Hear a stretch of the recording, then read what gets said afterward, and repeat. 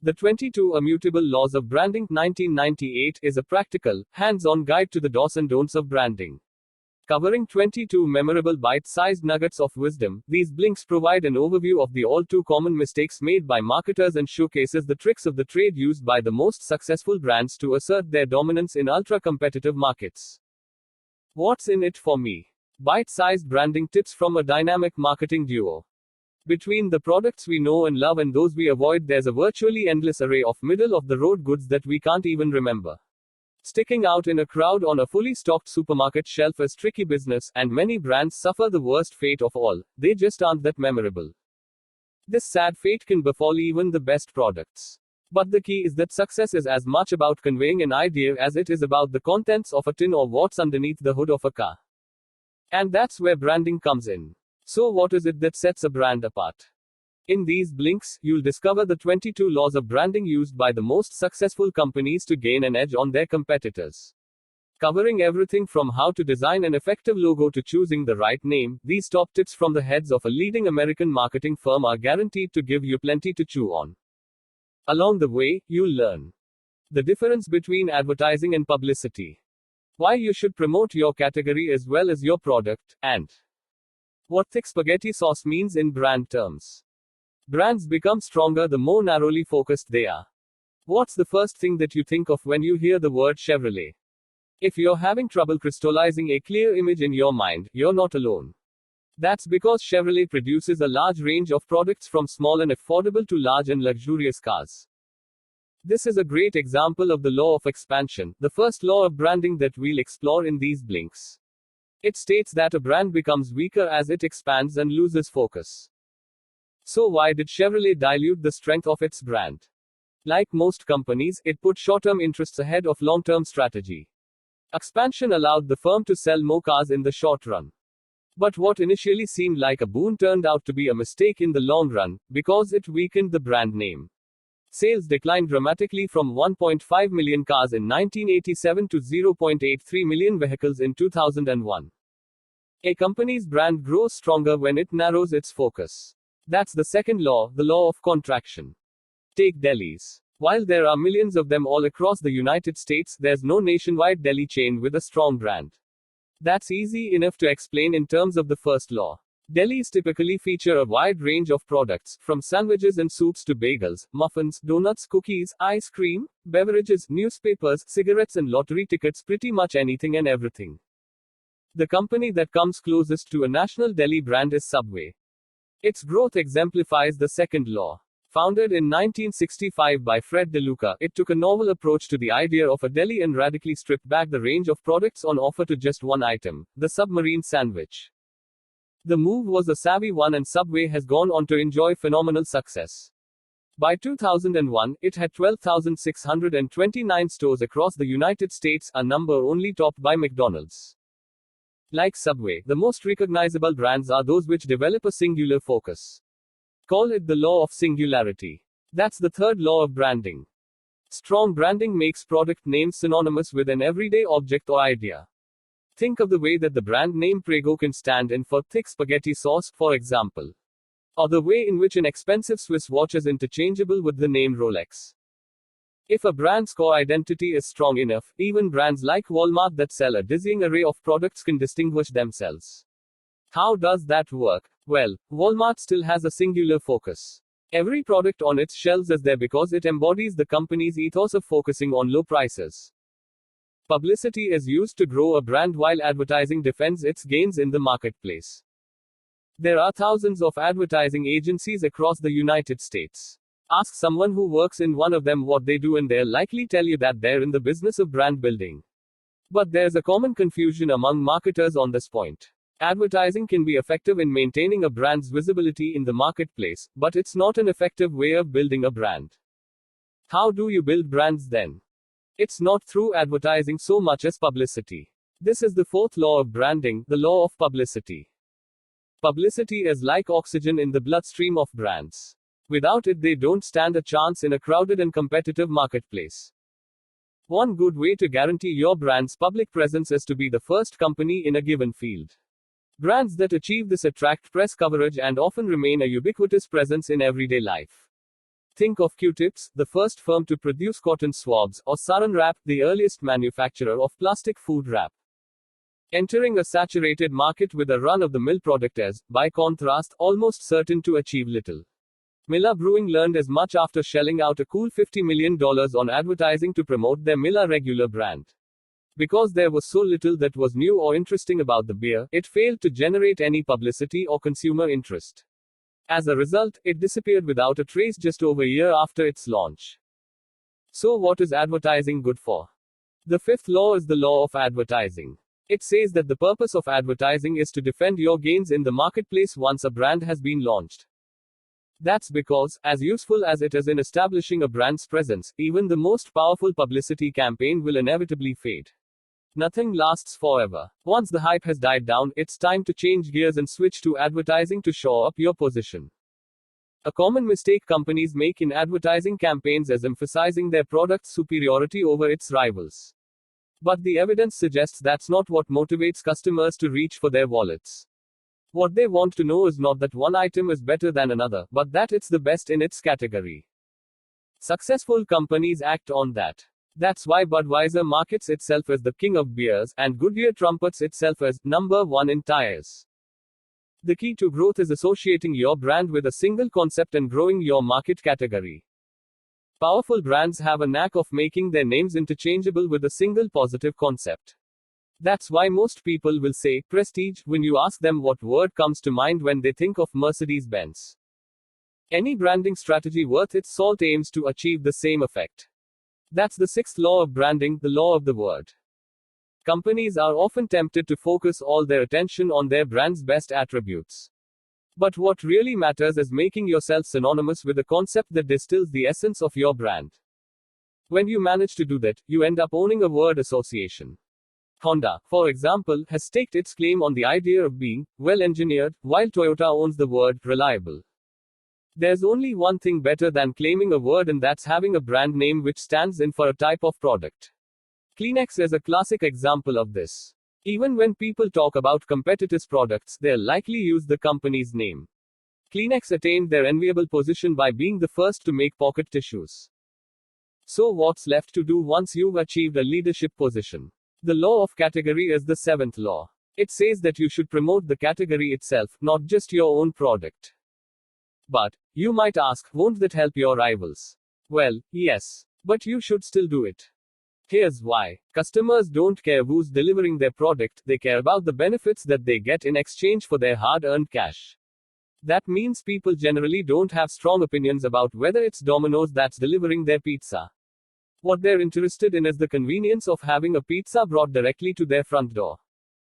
Focusing on the category might not drum up a great deal of new business in the short run. What it will do, however, is help expand an entire market category. And that can only be good news for the long-term prospects of the brand. That brings us to Law 8, the law of fellowship, which says that competition actually creates more business opportunities for a brand. Just think of how the rivalry between Coca-Cola and Pepsi has expanded the whole soft drinks segment. Competition draws attention to a category and stimulates the interests of consumers. Credentials and perceptions of quality are central to building trust in a brand. Imagine you're peckish and you decide to grab a bite to eat in town. You're in an unfamiliar neighborhood and walk past two restaurants. One of them is empty, the other heaving. Where are you most likely to wind up eating? Unless you're short on time, you'll gravitate toward the busier restaurant. That's an example of credentials at work. Effective branding is about staking a claim on authenticity and developing a brand's credentials. This is the ninth law, the law of credentials. You only need one authentic claim to establish your creeds. If that's believable, you can make secondary claims on the back of the first. Let's return for a moment to the more crowded of the two restaurants. The owners have already established their credentials as a popular spot for dinner. If they now go on to claim that they serve the healthiest meal in town, most of their potential customers are likely to give them the benefit of the doubt. There has to be a reason it's so popular, right? One proven way of boosting your credentials is to make a claim on leadership. That can be as simple as the marketing strategy adopted by Asahi Beer, which states that the company is Japan's number one beer. If that doesn't take, you can try to invent a new category or find a hospitable niche. The beer market offers plenty of examples of this, with different brands dominating different categories like imported beer, microbrew, or ice beer. What about quality though? Surely you have to walk the walk as well as talk the talk. Well, yes and no. Quality is important, but perception is the trump card. That's the law of quality, our 10th law. Take Coke and Pepsi. Most people say they prefer the former, but blind tastings regularly show that Pepsi has the edge over its rival. That just goes to show how little correlation there often is between a brand's success and the quality of its product. A strong brand is a brand that is perceived to represent quality. You can make use of the law of contraction when you're establishing your brand. Narrow the focus and own a specialist niche. This boosts the likelihood of consumers associating you with high-quality products. Another simple but effective tool is to hike your prices. Money talks, just look at Rolex, Rolls-Royce and Chivas Regal. When it comes to building a brand, you're in it for the long haul. Brands love tinkering with their product lines and embellishing tried and tested themes. In grocery stores, line extensions account for some 90% of all products. A good example is Hellmann's. The company has complemented its classic mayonnaise with newer variations like light, low-fat and even avocado oil mayonnaises. But the returns on this strategy are far from clear. Research consistently shows that a good quarter of all products don't make it off the supermarket shelf for at least a month. Law 11, the law of extensions, states that the problem isn't just that these products go unsold, they actively damage a brand. The development of the US beer industry since the 1970s offers an example of this. Back then, there were 3 brands selling 3 types of beer. Budweiser, Miller and Coors dominated the market. So what did they do with this seemingly impregnable position? They diluted their brands. By 2001, these 3 companies were offering 14 different types of beer. Budweiser, for example, was now selling Bud Light, Bud Dry and Bud Ice. That didn't achieve a great deal. The companies didn't expand their market share and were unable to spur an increase in total beer consumption in the United States. Sometimes, line extensions are a savvy way to pick up new business. Light beer was one case where there was a clear gap in the market. Where companies often go wrong, however, is in releasing line extension products under the imprint of an existing brand name rather than launching an entirely new brand. That simply muddies the waters and leaves consumers unsure what the existing brand stands for. So what should brands do? The 12th law of branding is the law of consistency. This says that your best bet when it comes to building brand strength is to focus on maintaining absolute consistency over time. Narrow your focus and stick to it. It also means resisting the temptation to keep adding new products. Boring, perhaps, but it works. Look at Volvo. The Swedish carmaker was known over 3 decades for its solid, reliable and thoroughly middle-of-the-road sedans. Customers knew what they were getting, a car synonymous with safety. When the company tried to branch out into more exciting market segments and produced flashy sports cars and convertibles, its old brand was weakened. You no longer knew what you were getting when you bought a Volvo. Expansion should only be undertaken when it doesn't damage a company's core brand identity. We've seen that line expansion is a counterproductive strategy. So what do you do if you want to expand your company? One route many brands have taken is to launch subrance. That gets us to Law 13, the Law of Subrance. The leading hotel and motel company Holiday Inn provides an instructive example of the risks inherent in this strategy. After deciding that they wanted to expand into the upmarket segment of the market, the company launched a new sub-brand called Holiday Inn Crowne Plaza. That must have sounded like a stroke of genius in a board meeting, but the idea didn't pan out.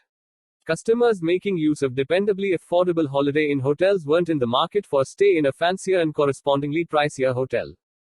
When the company conducted surveys, its customers told them as much. While they had enjoyed their stay in the Crowne Plaza, they also said that they thought it was a bit expensive for a Holiday Inn. The company has since launched an upscale hotel chain under an entirely different brand identity. Creating additional brands can be an effective strategy, but they have to be distinct according to Law 14, the Law of Siblings. This is known as the family of brands strategy. For it to work, each brand must have its own identity. Like adult siblings pursuing their own lives, each brand should stand out in its own right and on its own merits. One company that's put the family approach to great use is the magazine publisher Time Inc., a behemoth in its industry with 7 hugely successful brands.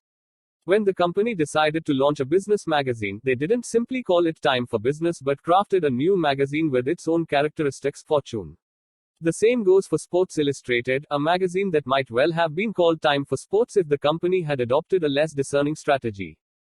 There's also another expansion strategy that doesn't weaken the original brand, entering new markets in different parts of the world. This is the 15th law, the law of borders.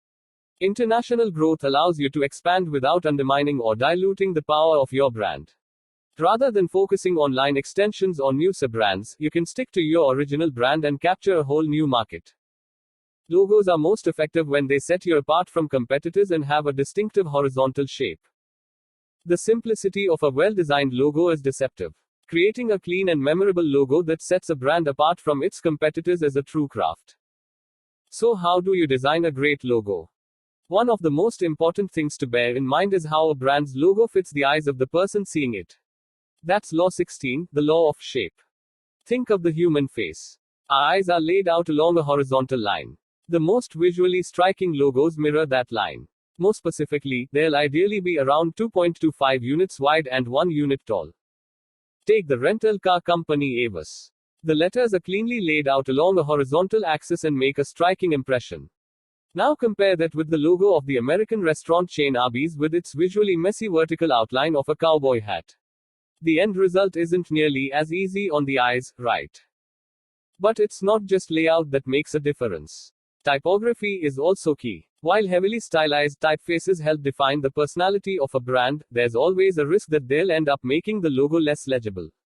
That's why it's best to stick to unembellished, clear typography that lets the words themselves do the talking the same way that Rolex's simple but effective logo does.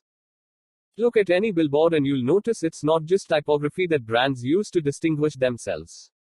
One of the best ways of setting your brand apart from the competition is to use a contrasting color. That brings us to Law 17, the law of color. This applies above all to Johnny-come-latelys. The first brand to establish itself in the market has the luxury of freely choosing its signature color. A good bet if you find yourself in this enviable position is to use a color that represents your market category. Think of the tractor manufacturer John Deere's signature green, a color that symbolizes grass, nature, and farming. Coca-Cola is another good example. The company's famous red labels were chosen to complement the reddish-brown color of the beverage itself. Pepsi, by contrast, had to take a different route. Since Coca-Cola already owned red, Pepsi set about distinguishing its own brand by adding a blue note to the red. It wasn't a particularly good move. Its labels weren't unique enough to truly set the company apart from Coca-Cola, and the company had to rethink and go to great lengths to make blue its signature color. Brand names should be short, unique and meaningful, and different from the parent company name. What's in a name? In branding, everything. Choosing a name is one of the most important decisions a company will ever make. How people perceive your brand will be decisively shaped by what you decide to call it. This is Law 18, the law of the name. But what defines a good brand name? To be effective, a name must be short and unique. Take Xerox. The company released its first plain paper photocopier way back in 1959. Because their machines were innovative and superior in quality, the company became synonymous with advanced technology. But that couldn't last forever. By the 2000s, Xerox's competitors were offering products of similar quality. What continued to give Xerox an edge was its short, unique and memorable name. Xerox also exemplifies the lesson of the 19th law, the law of the generic. This states that companies which settle on a generic name are doomed to failure. What's so wrong with the generic? To start with, generic names simply don't make much of an impression. Like the health supplement brands Nature's Best, Nature's Answer, and Nature's Secret, they're instantly forgettable. They just don't stand out from the crowd. By contrast, the most successful modern retail chains all have non-generic and non-descriptive names. Think McDonald's, Exxon, Walmart, and Starbucks. Original doesn't necessarily mean invented when it comes to finding a non-generic name. Sometimes simply taking a word out of its ordinary context is enough to make a brand distinctive. That's especially effective when the word promotes a core aspect of a business. The car rental company Budget, for example, is memorable because its name neatly describes its defining characteristic, low prices. What about the relationship between the name of the brand and the name of the company? This brings us to Law 20, the law of company. This says that the two names should be held apart to avoid confusion. Procter & Gamble have managed to do this very effectively. Their products are always boldly labeled with the brand name Tide, say, while the company name is unobtrusively added in small print at the bottom of the packaging. Reinventing a brand is only possible in the rarest cases. We've seen how important narrowing your brand's focus and maintaining its consistency is. But what happens when you have to make a change? Let's take a look at the 21st law, the law of change, to see when this risky move might make sense. The best time to make changes is when you don't have anything to lose. When your brand is weak, inconsistent, and making little impression on the minds of potential customers, the only way is up, so change it up. Another good moment for change is when your profit margins are large enough for you to consider lowering prices. High prices are often used to foster a perception of high standards, but charging less doesn't necessarily damage a reputation for quality. Marlboro managed to do just this. Having made their name as a maker of high-quality, expensive cigarettes, the company maintained their cred even after lowering their prices. Customers still associated their product with quality but now also associated the brand with great value for money. The final case in which change makes sense is when you're willing to take your time to allow the brand to evolve. Brands that change slowly over time can establish a new reputation without creating a jarring break in customers' perceptions. You can see that strategy at work in the gradual reinvention of Citicorp. Originally a corporate bank with some 80% of its customers coming from the corporate world, the company started moving into the consumer market from the 1970s onward. Over a period of 25 years, it changed so much that around 70% of its customers are now located in the consumer sector. But even if brands are capable of change, they can't keep evolving forever. After all, in the long run, we're all dead. Brands have a life cycle and in the end they die. That's the stark lesson offered by the final law, the law of mortality. Markets are always in a state of flux. Products come and go, and new technologies revolutionize entire industries. Inevitably, older brands are forced to give way to brasher, younger competitors. That's what happened to a whole generation of laundry soaps like Rinso in the middle of the 20th century. Eventually, newer brands of laundry detergents like Tide gained the upper hand. They were simply wiped out. So what do you do if you find yourself in Rinso's predicament? The best option is to cut your losses, launch a new brand and rejoin the fray. That can be a tricky thing to do, and companies often end up waging a hopeless rear-guard battle to preserve dying brands. Such a course is both extremely costly and tragically ineffective. Take Kodak. Even as the digital photography market exploded, Kodak remained convinced that its core market, film photography, would remain viable. It doubled down and invested vast sums in creating a new advanced photo system, APS, to give customers more options for printing their photos. But the scheme required shops to invest millions on installing new processing equipment, a tough sell in a market in the middle of a digital revolution. Final summary. The key message in this book. The most successful brands understand that beauty really is in the eye of the beholder. Perception is everything. So if you want to create a brand that stands out in a crowd and makes a lasting impression, you have to develop a clear and concise message that separates you from your competitors. Good branding narrows the focus, maintains consistency, and identifies what makes a brand unique. Actionable advice. Use color to stand out. Color is a great way of setting yourself apart because it lets you tap into common symbolic associations. So if you're in the health food market, green might be a good choice because of its connection with nature. If luxury products are your thing, you might want to go for purple, a color associated with royalty. Healthcare products, by contrast, might be best suited to white with its suggestion of purity. Got feedback? We'd sure love to hear what you think about our content. Just drop a comment and share your thoughts. Suggested further reading, The Brand Gap by Marty Neumeier. In The Brand Gap, you'll get the inside scoop on how a strong brand can give your company a competitive edge. When you learn how to implement the 5 branding disciplines outlined in this book, you'll understand that in closing the gap between strategy and creativity, you'll be able to build an irresistible brand that will make customers take notice. Make sure to subscribe for more audiobook summary. You can grab your own copy of the book by the link in the description. About the author. Al and Laura Ries are a father and daughter marketing duo whose consulting firm Ries & Ries counts illustrious names like Disney and Ford among its clients. Besides the 22 Immutable Laws of Branding, the pair have co-authored 4 other titles.